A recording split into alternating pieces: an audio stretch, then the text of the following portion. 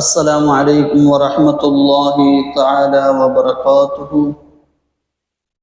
الحمد لله رب العالمين. الصلاة والسلام على سيدنا أشرف المرسلين وعلى آله وصحبه أجمعين. أما بعد، أعوذ بالله من الشيطان الرجيم. بسم الله الرحمن الرحيم. ربي هب لي من الصالحين.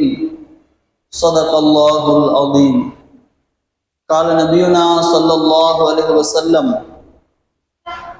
أدبوا أولادكم على ثلاث خصال: حب نبيكم وحب أهل بيته وقراءة القرآن. صدق رسوله النبي الكريم. எல்லா புகழும் புகழ்ச்சியும் நம்மை படைத்தாலும் அல்லாஹ் ஒருவனுக்கு உரித்தாகுக.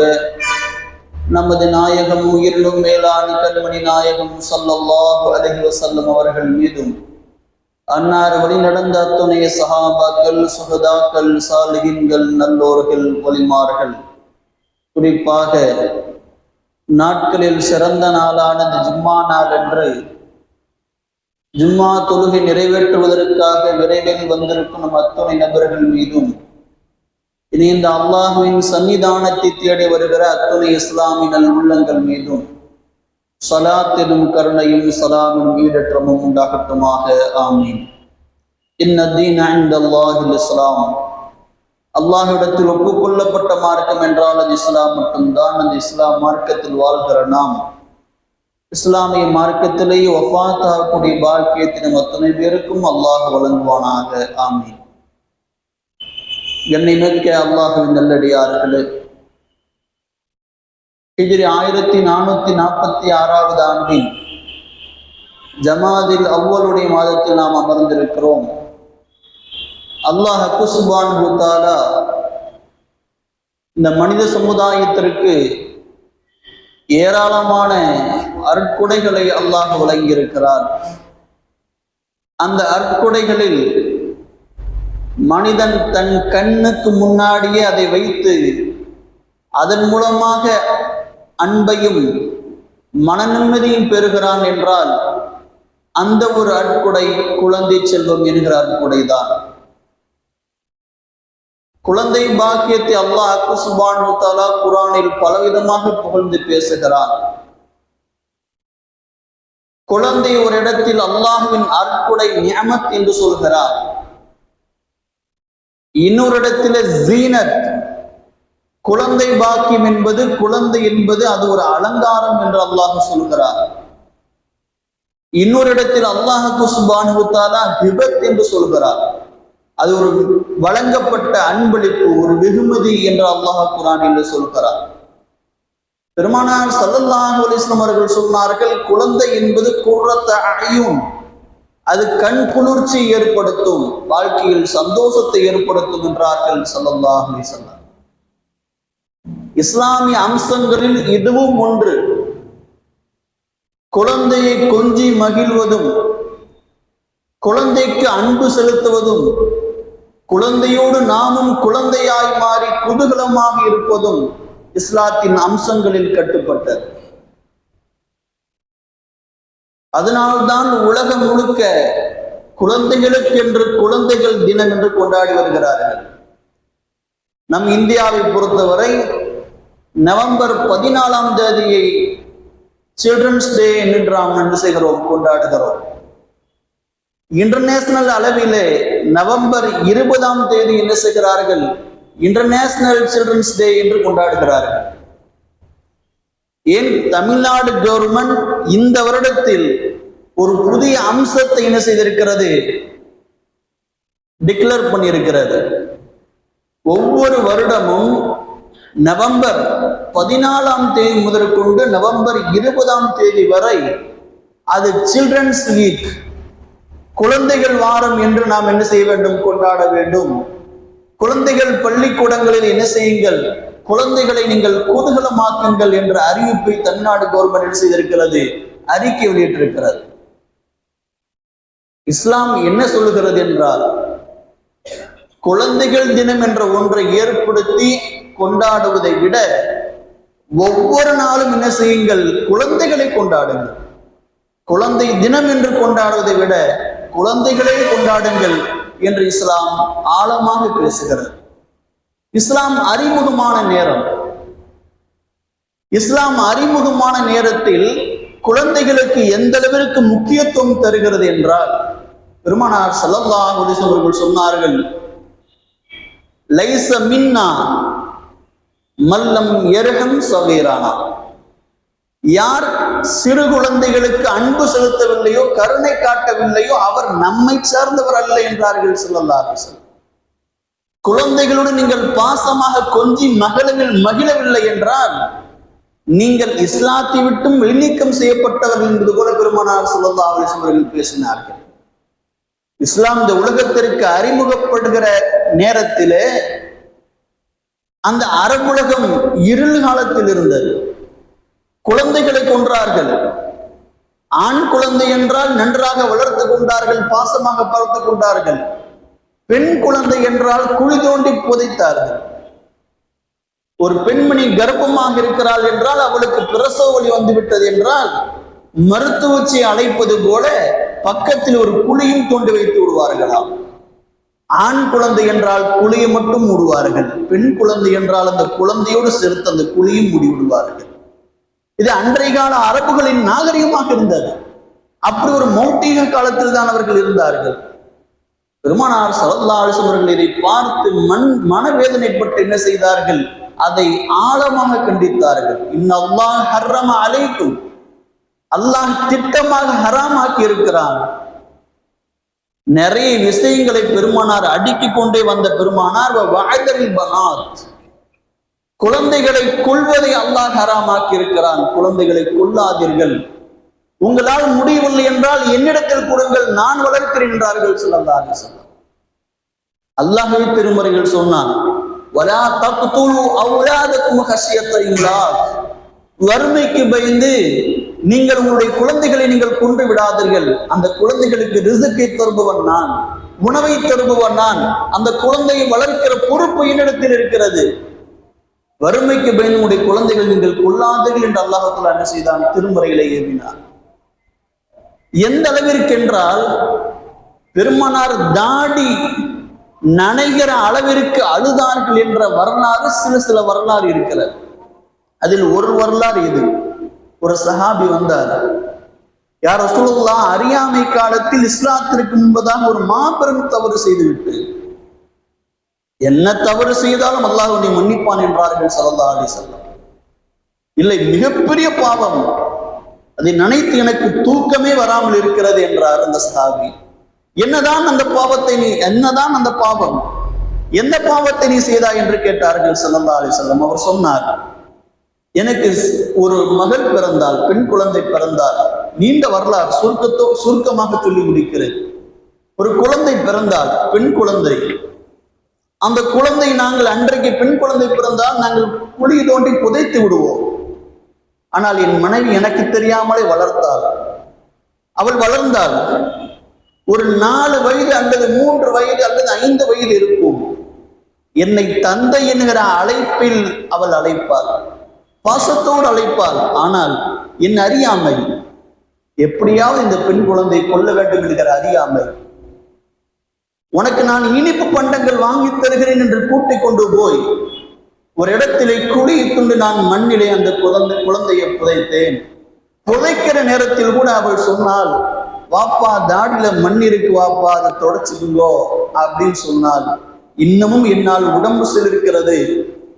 மனம் கொஞ்சம் கூட இறக்கப்படாமல் மூர்க்கத்தனமாக முரட்டுத்தனமாக நடந்த அந்த குழந்தை நான் என்ன செய்து விட்டேன், குழியை மூடி அந்த குழிக்குள் அந்த பெண்ணை புதைத்து விட்டு வந்து விட்டேன் என்று பெருமானாரிடம் அவர் சொல்ல பெருமானாருடைய தாடி நனைந்திருந்தது. அழுதார்கள், தேம்பி அழுதார்கள் ஸல்லல்லாஹு அலைஹி வஸல்லம். அந்த அளவிற்கு அந்த அறியாமை காலத்தில் இஸ்லாம் அறிமுகமான சமயத்தில் குழந்தைகளை புதைத்துக் கொண்டிருந்தார்கள். இஸ்லாம் தான் சொன்னது, குழந்தைகளை கொள்ளாதீர்கள், வறுமைக்கு பயந்து கொள்ளாதீர்கள், அப்படி கொன்றீர்கள் என்றால் அல்லாஹ் உங்களுக்கு என்ன செய்வான், நரகத்தை தருவான் என்ற வாக்கியத்தை முதலில் சொல்வது இஸ்லாம் தான். குர்ஆனில் அல்லாஹ் சொல்கிறான், வயதல் மௌதத்து சுயிலத், குழி தோண்டி புதைக்கப்பட்ட குழந்தைகளிடம் அல்லாஹ் கேட்பானாம், பிஅய்யி தம்பின் குத்திலத், நீங்கள் எதற்காக கொலை செய்யப்பட்டீர்கள் என்று அல்லாஹ் நாளைக்கு அந்த குழந்தைகளிடம் கேட்பான். அந்த குழந்தைகள் உங்களை கை காட்டினால் நீங்கள் நரகத்திற்கு தான் போவீர்கள் என்றார்கள் ஸல்லல்லாஹு அலைஹி வஸல்லம். தமிழ்நாட்டில் கூட, இந்தியாவில் கூட சிசு கொலை இருந்திருக்கிறது. 2019 கணக்கெடுக்கப்பட்ட ஒரு கணக்கெடுப்பு, 20 வருட கணக்கெடுப்பு. 2000 2019 வரைக்கும் இந்தியாவில் மட்டும் 6 மில்லியன் பெண் குழந்தைகள் என்ன செய்யப்பட்டிருக்கிறார்கள், சிசு கொலை செய்யப்பட்டிருக்கிறார்கள். எத்தனை மில்லியன் மக்கள், எத்தனை மில்லியன் குழந்தைகள்? 9 மில்லியன் பெண் குழந்தைகள் சிசு கொலை செய்யப்பட்டிருக்கிறார்கள் என்கிற அறிக்கையை தந்திருக்கிறார். சமீபத்தில் கூட 2019ஆம் ஆண்டு திருவண்ணாமலையில மருத்துவமனையிலே ஒரு பெண் சிசு கொலை செய்யப்பட்டிருந்தார். அந்த நேரத்தில் இந்த ஹிந்து நாடுகள் ஒரு அறிக்கை வெளியிட்டது, இந்தியா தமிழ்நாட்டிலே சிசுக்களை மீண்டும் உருவெடுத்திருக்கிறது, மீண்டும் சுயரூபம் எடுக்கிறது, என்ன ஆகும் என்கிற கேள்விக்குறியோடு தன்னுடைய முகப்புத்தகத்தை வெளியிட்டது இந்த ஹிந்து நாடுகள். இதையெல்லாம் எதற்கு சொல்கிறேன் என்றால், ஒரு நேரத்தில் குழந்தைகள் பிறந்தால் அதற்கான வாழ்வுரிமை இல்லை என்று ஒதுக்கப்பட்ட நேரத்திலே குழந்தைகளை கொல்லாதீர்கள், குழந்தைகளை நீங்கள் கொல்லாதீர்கள், கொன்றால் உங்களுக்கு அல்லாஹ் நரகத்தை தருவான். யார் குழந்தையை பெற்றெடுத்து நல்லபடியாக வளர்க்கிறாரோ அவருக்கு சுவனம் இருக்கிறது என்ற நற்செய்தியை சொல்வது இஸ்லாம் மார்க்கம் மட்டும்தான். பெருமானார் ஸல்லல்லாஹு அலைஹி வஸல்லம் வாழ்க்கை பக்கங்களை நீங்கள் திருப்பி பார்த்தீர்கள் என்றால் இப்படி ஒரு தலைப்பை இருக்கிறது.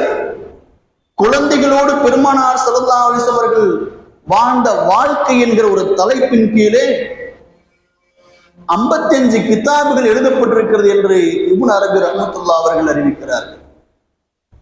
பெருமானாரோடு குழந்தைகள் எப்படி இருந்தார்கள், குழந்தைகளோடு பெருமானார் ஸல்லல்லாஹு அலைஹி வஸல்லம் அவர்கள் எப்படி வாழ்ந்தார் என்கிற சரிதை மிகப்பெரிய சரிதை. பெருமானாருடைய கையில் மட்டும் மதீனாவிற்கு போனதற்கு அப்புறமாக 52 குழந்தைகள் பெருமானாருடைய கையில் வைத்திருக்கிறது. பெருமானார் அதை பார்த்து அதற்கு தஹ்னீக் செய்திருக்கிறார்கள். தஹ்னீக் என்றால் பேரித்தம்பழத்தின் ஒரு பகுதியை எடுத்து வாயால் மென்று, பெருமானாரே மென்று அதை நன்றாக நசுக்கி அதை சுவைத்து அதை எடுத்து அந்த குழந்தைகளுக்கு ஊட்டுவதுதான் தஹ்னீக் என்று சொல்வார்கள். யாருக்கு ஒரு குழந்தை பிறக்கிறதோ அப்படி அந்த குழந்தையை தூக்கி கொண்டு பெருமானாரிடத்தில் வருவார்கள். பெருமானார் தன் மடியில் வைத்துக் கொண்டு பேரித்தம்பழத்தை எடுத்து நன்றாக நசுக்கி அதில் ஒரு பகுதியை சுவைத்து அந்த குழந்தைக்கு ஊட்டுவார்கள். எந்த அளவிற்கு என்றால் எல்லா சஹாபிகளுக்கும் சொன்னார்கள், இந்த குழந்தைக்கு என்ன பேர் வைக்க போற, என்னென்ன பேர் வைக்க போறோம் அப்படிங்கிற மாற்று பெயர்கள், தகாத பெயர்களை சொன்ன பொழுதெல்லாம் பெருமானார் வேண்டாம், நல்ல பெயரை வையுங்கள். ஒருவர் வந்தார் கை குழந்தை தூக்கி கொண்டு, இந்த குழந்தைக்கு ஃபுலான் என்று பெயர் வைத்தீர்கள். ஃபுலான் என்றால் இன்னார், இன்ன மனுஷன் அப்படின்னு அர்த்தம். இப்படி ஒரு பேரா? வேணாம்பா, முந்திர், அச்சமூட்டி எச்சரிக்கை செய்கிற நல் மனிதர் என்று பெயரை வை என்றார்கள் ஸல்லல்லாஹு அலைஹி வஸல்லம். ஒருத்தர் முரடானவன் என்று பெயர் வைத்துக் கொண்டு வந்தார். குழந்தையை தூக்கி கொண்டு பெருமானார் சொன்னார்கள், வேண்டாம், சஹல் என்று மாற்றிக்கொள், இலகுவானவன், நளினமானவர் என்று பெயரை மாற்றி வைத்தார்கள் ஸல்லல்லாஹு அலைஹி வஸல்லம். எந்த அளவிற்கு என்றால் நபிகளார் ஸல்லல்லாஹு அலைஹி வஸல்லம் மடியில் சிறுநீர் கழித்த குழந்தைகள் எல்லாம் இருக்கிறார்கள். பெருமானார் குழந்தைகளோடு எப்படி வாழ்ந்திருக்கிறார்கள் என்று பாருங்கள் ஸல்லல்லாஹு அலைஹி வஸல்லம். ஆயிஷா ரலியல்லாஹு அவர்கள் அறிவிக்கிறார்கள், ஒரு குழந்தை பெருமானாரிடத்தில் கொண்டு வரப்பட்டது பேர் வைப்பதற்காக. அது வெறும் பால் மட்டும்தான் குளித்துக் கொண்டிருந்தது, எந்த சாப்பாடு சாப்பிடல. அந்த குழந்தையை பெருமானார் வாங்கி கொண்டு கொஞ்சிக் கொண்டிருந்தார்கள். சிறிது நேரத்திலே அந்த குழந்தை சிறுநீர் கழித்து விட்டது, பெருமானாருடைய ஆடையெல்லாம் நனைந்து விட்டது. அச்சச்சோ என்ன பண்றதுன்னு தெரியலையே அப்படின்னு ஆயிஷா ரலியல்லாஹு அன்ஹா என்ன செய்கிறார்கள், தண்ணி எடுத்து கொண்டு வருகிறார்கள். தண்ணி வாங்கிய ஸல்லல்லாஹு அலைஹி வஸல்லம் அதை கையை விட்டு எடுத்து அந்த இடத்தில் தொளித்து விட்டார்கள். சிறுநீர் ஆயிற்று, கழுவ வேண்டாமா என்று கேட்ட பொழுது பெருமானார் சொன்னார்கள், இது எந்த உணவும் சாப்பிடாத குழந்தை, பச்சிளம் குழந்தை, இதனுடைய சிறுநீருக்கு தண்ணீர் தெளித்தாலே போதுமானது. உணவு சாப்பிட்ட குழந்தைக்குத்தான் இதில்தான் சட்டம் எடுப்பார்கள். உணவு சாப்பிட்ட குழந்தை சிறுநீர் போய்விட்டது என்றால் அந்த ஆடை நன்றாக கழுக வேண்டும். ஆனால் உணவு சாப்பிடாத பாடை மட்டும் குடிக்கிற ஒரு குழந்தை சிறுநீர் கழித்து விட்டது என்றால் ஆடையில் அதில் தண்ணியை தெளித்து விட்டாலே போதுமானது, அது நஜீஸ் அல்ல என்று சட்டம் எடுப்பார்கள். அப்ப பெருமானாருடைய வாழ்க்கையை பாருங்க, பெருமானார் எப்படி வாழ்ந்திருக்கிறார்கள் குழந்தைகளோடு. ஒரு மாபெரும் சமுதாயத்தின் தலைவருடைய மடியில் குழந்தைகள் உச்சா போகிறது என்றால் அந்த குழந்தைகளுக்கு பெருமானார் கொடுத்த முக்கியத்துவத்தை பாருங்கள். இன்னும் எந்த அளவிற்கு என்றால் ஸல்லல்லாஹு அலைஹி வஸல்லம் அவருடைய குழந்தைகள் விளையாடி இருக்கிறார்கள், பெருமானாரும் விளையாடி இருக்கிறார்கள். எந்த அளவிற்கு விளையாடி இருக்கிறார்கள் என்றால் ஒரு நேரத்தில் அனஸ் ரலியல்லாஹுடைய சகோதரர் ஒருவர் இருந்தார். அவருடைய பெயர் உமைர் என்ற பெயர். அவர் ஒரு சின்ன சிட்டுக்குருவி வச்சு விளையாண்டு இருந்தார். ஒரு குருவியை வச்சு ஃப்ரெண்டு பிடிச்சி விளையாண்டுட்டு இருந்தார். அந்த குருவி ஒரு நாள் செத்து போச்சு, மூத்தாயிருச்சு. பெருமானார் ஸல்லல்லாஹு அலைஹி வஸல்லம் ஏதோ ஒரு பெரிய துயர நிகழ்வு நடந்து விட்டது போல அந்த சிறுவனை அழைத்து கேட்பார்கள், யா உமைர் மா ஃபஅல நுகைர், என்னப்பா ஆச்சு உன்னுடைய குருவிக்கு, இப்படிப்பா செத்துச்சு, அந்த துயர கதையை சொல்லு.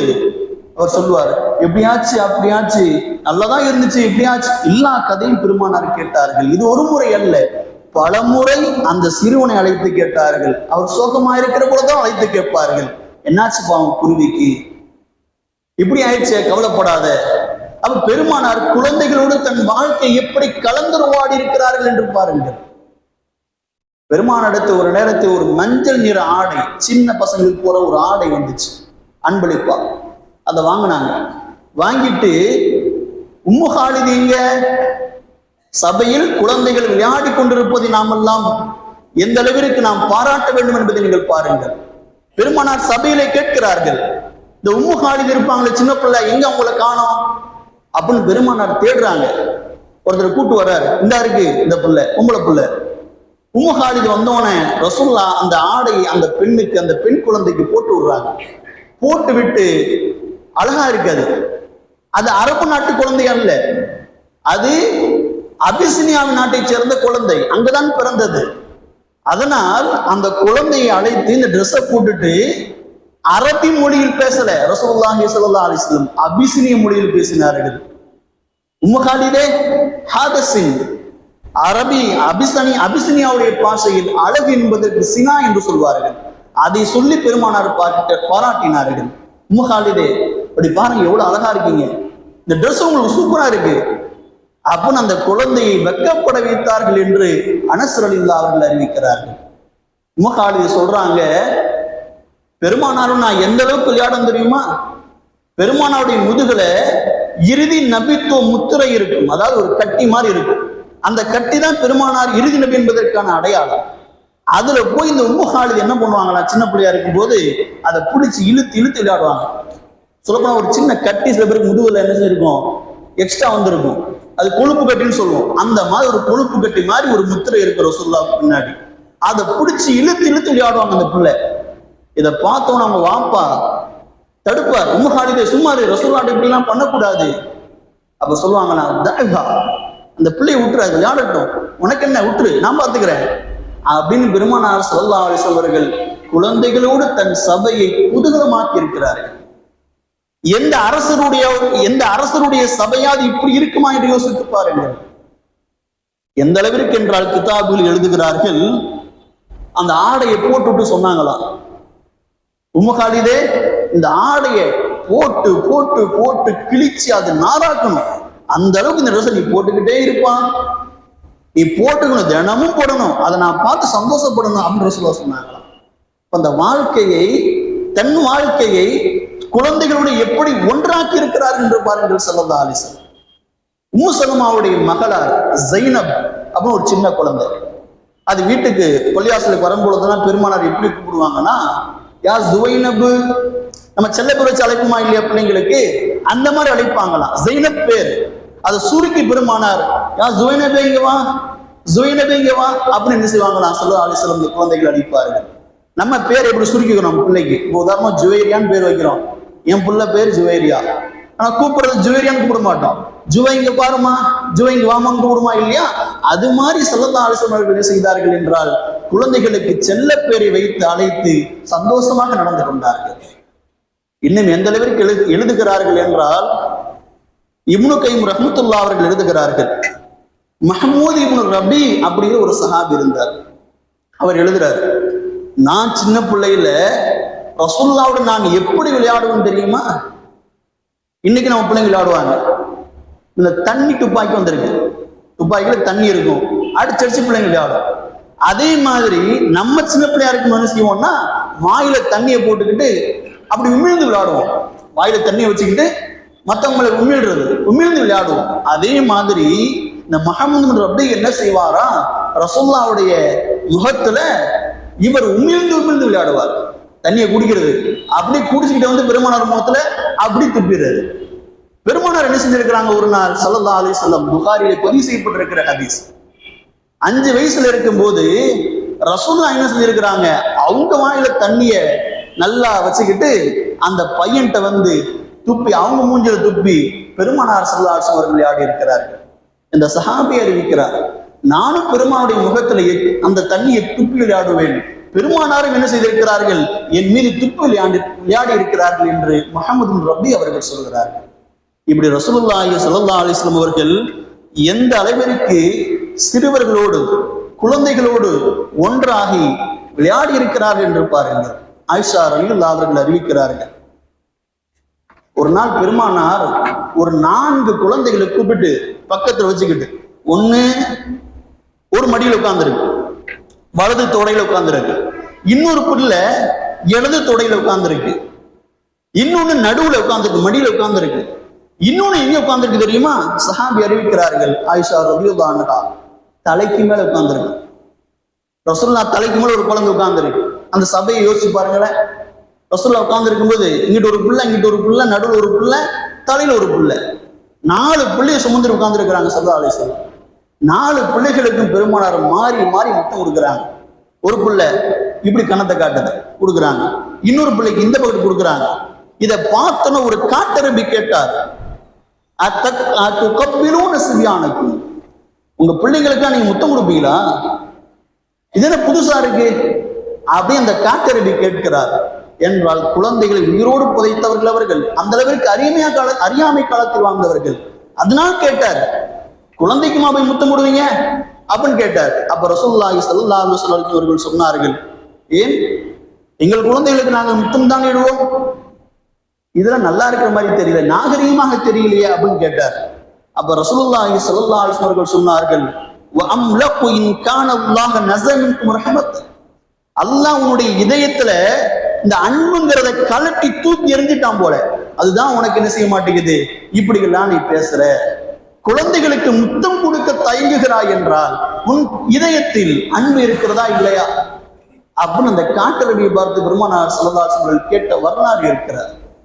இந்த அளவிற்கு பெருமானார் ஸல்லல்லாஹு அலைஹி வஸல்லம் அவர்கள் இவ்வளவு அழகாக விளையாடி இருக்கிறார்கள். குழந்தைகளோடு நன்றாக பேசி, அவங்களோட நக்கலா பேசி, அவங்கள்ட்ட ஜாலியா பேசி பெருமானார் ஸல்லல்லாஹு அலைஹி வஸல்லம் அவர்கள் குழந்தைகளோடு குதூகலமாக இருந்திருக்கிறார்கள். இது நமக்கான பாடம். நாம் அப்படித்தான் இருக்க வேண்டும். குழந்தைகளோடு சேர்ந்து நாமும் குதூகலமாக இருக்க வேண்டும். குழந்தைகளின் சேட்டைகளை நாம் ரசிக்க வேண்டும். குழந்தைகள் செய்கிற அந்த அசட்டைகளை, அந்த சேட்டைகளை, அது செய்கிற குறும்புத்தனங்களை நாம் ரசிக்க வேண்டும். பள்ளிவாசல் குழந்தைகள் வருவார்கள், ஆடுவார்கள், ஓடுவார்கள், சத்தம் போடுவார்கள், கேட்க வேண்டும். அதட்டுவது என்பது அது சரியான முறை அல்ல, அது இஸ்லாம் காட்டி தரவில்லை. குழந்தைகள் பள்ளிவாசலுக்கு வருவதற்கு நீங்கள் அனுமதியுங்கள், வரட்டும், ஓடட்டும், விளையாடட்டும். ஒரு நேரத்தில் பெருமானாருடைய சபை இப்படித்தான் இருந்திருக்கிறது. பெருமானார் ஸல்லல்லாஹு அலைஹி வஸல்லம் அவர்கள் குழந்தைகளோடு தொழுதிருக்கிறார்கள் என்கிற அறிவிப்பும் புகாரில இருக்கிறது. ஒரு குழந்தை தோல்ல உட்கார வச்சுக்கிட்டு பெருமானார் தொழுதார்கள் என்கிற அறிவிப்பு புகாரில் இருக்கிறது. அது சஹீஹான ஹதீஸ்.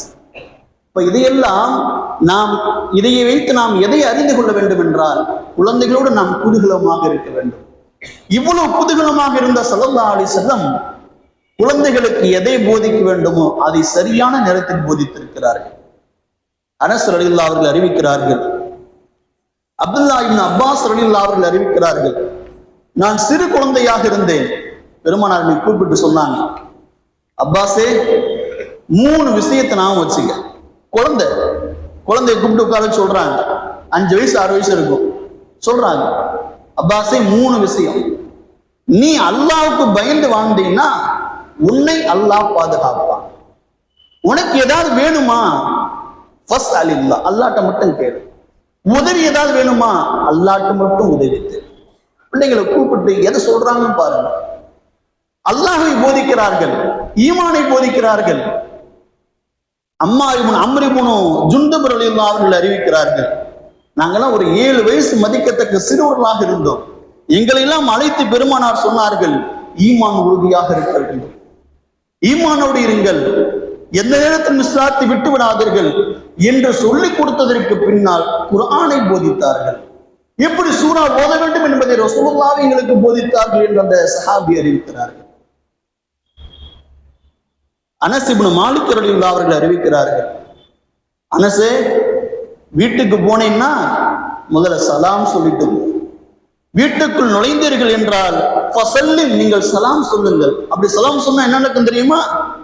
உனக்கும் அல்லாஹ் பரக்கத்தை தருவான், உன் வீட்டார்களுக்கும் அம்மாவுக்கும் அத்தாவுக்கும் வீட்டுக்கு அல்லாஹ் பரக்கத்தை தருவான் அப்படின்னு ரசூலுல்லாஹி ஸல்லல்லாஹு அலைஹி வஸல்லம் சொன்னார்.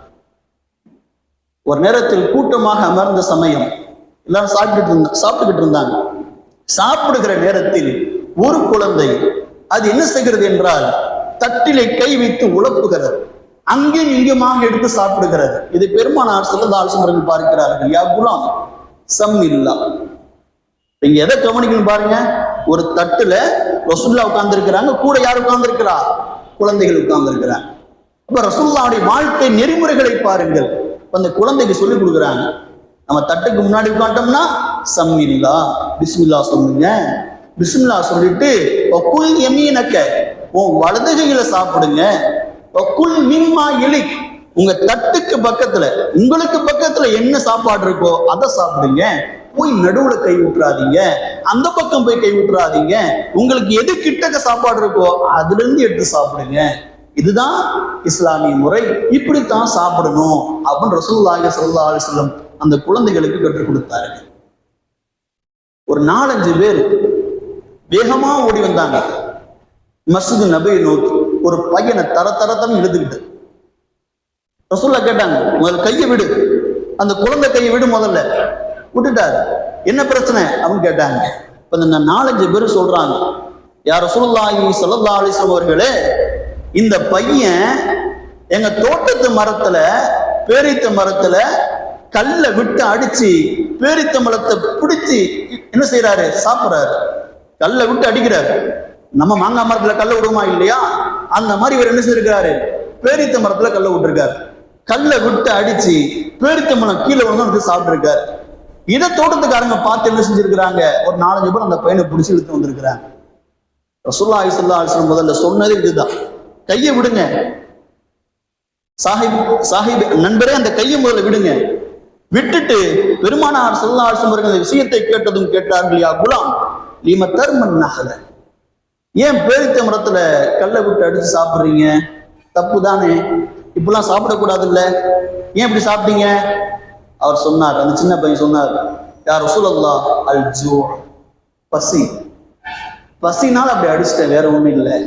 அப்ப ரசூலுல்லாஹி ஸல்லல்லாஹு அலைஹி வஸல்லம் அவர்கள் சொன்னார்கள், அப்படிலாம் பண்ணக்கூடாது, தவறு, தப்பான காரியத்தை பண்ணாதீங்க.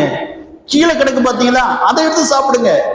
அதுக்கு நாங்க என்ன செய்யிருக்கிறோம்? உரிமை இட்டு இருக்கிறோம், தோட்டத்துக்காரங்க சொல்லி இருக்கிறோம், நீங்க எடுத்து சாப்பிடுங்க. அல்லாஹ் உனக்கு இதன் மூலமாக உன்னுடைய பசியை, உன்னுடைய வயிற்றை நிரப்புவானாக, உனக்கு அல்லாஹ் பரக்கத் செய்வானாக என்று துஆ செய்தார்கள் ஸல்லல்லாஹு அலைஹி வஸல்லம். அப்ப சிறு குழந்தைகளுக்கு பாசத்தோடு குதூகலத்தோடு நடந்தது மட்டுமில்லாமல் அவர்களுக்கு தேவையான அறிவுரைகளை பெருமானார் ஸல்லல்லாஹு அலைஹி வஸல்லம் தக்க சமயத்தில் சொல்லிக் கொண்டே இருந்தார்கள். ஒரு குழந்தை வளர்ப்பு இப்படித்தான் இருக்க வேண்டும்.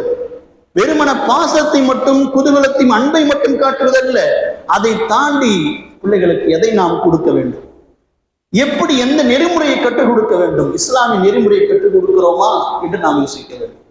சிறு வயதிலே பிள்ளைகளுக்கு இஸ்லாத்தை போதியுங்கள்.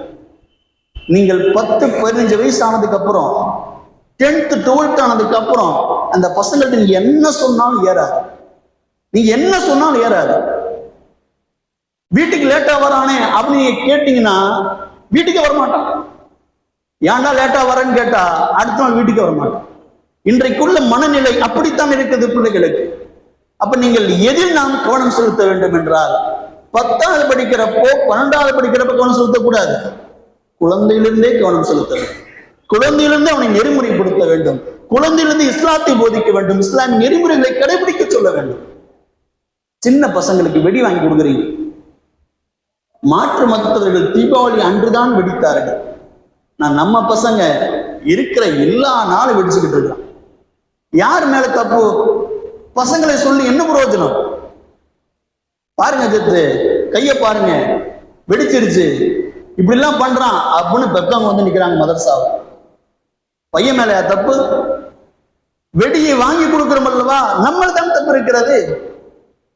இது நமக்கான பண்டிகை அல்ல என்பதை நாம் ஏன் சொல்ல மறுக்கிறோம்? ஏன் தயங்குகிறோம்?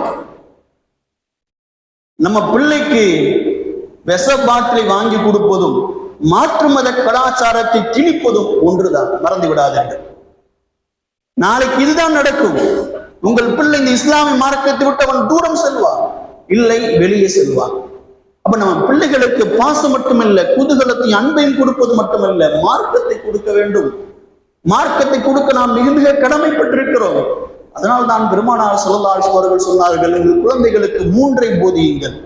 1, பெருமானார் மீதும் இந்த இஸ்லாத்தின் மீதும் அன்பை, பிரியத்தை ஏற்படுத்துங்கள்.